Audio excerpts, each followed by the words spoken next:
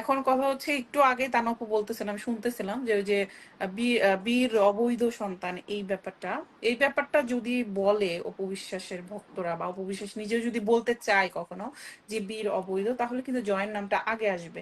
বীরকে যেমন আজ পর্যন্ত বুবলিও কাবিনের কোনো কপি দেখায় নাই জনগণকে, অপবিশ্বাসও কিন্তু দেখাতে পারে নাই।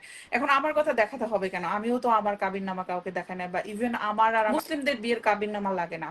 মুসলিমের ৩ জন সাক্ষী দিয়ে কবুল করলে বিয়ে হয়ে যায়। সেই জায়গা থেকে বুবলির রাইট আছে।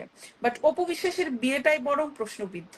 কারণ ওনার ধর্ম চেঞ্জের অনেক বিশাল বড় একটা ব্যাপার রয়েছে।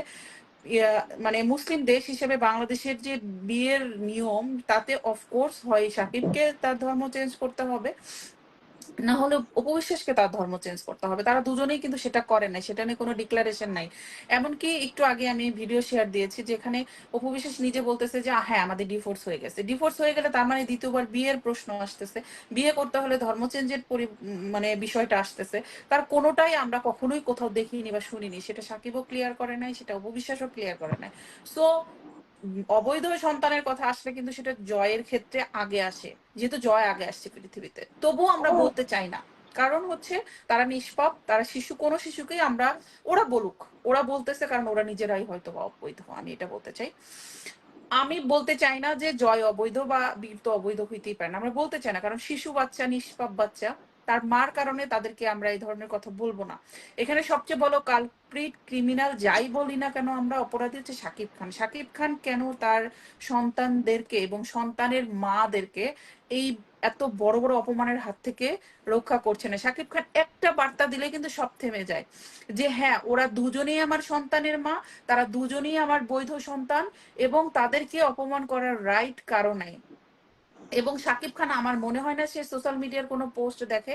বুবলি আপুর এখন উচিত যে এই যে নোংরামিগুলা, এগুলোর কিছু আম, নথিপত্র বলেন, স্ক্রিনশট বলেন, এগুলো শাকিব খানের কাছে পাঠানো। অফকোর্স তাদের ফোন নাম্বার আছে, হোয়াটসঅ্যাপ আছে, যে কোনো ভাবে দেখবে, শাকিব দেখবে পাঠালে। আমার মনে হয় পাঠানো উচিত।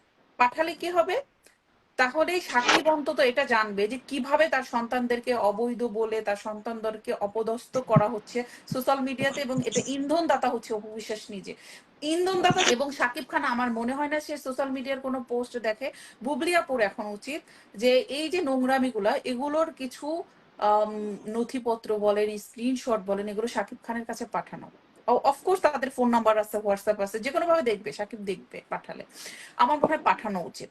পাঠালে কি হবে, তাহলে সাকিব অন্তত এটা জানবে যে কিভাবে তার সন্তানদেরকে অবৈধ বলে তার সন্তানদেরকে অপদস্থ করা হচ্ছে সোশ্যাল মিডিয়াতে, এবং এটা ইন্ধন দাতা হচ্ছে অপবিশ্বাস নিজে।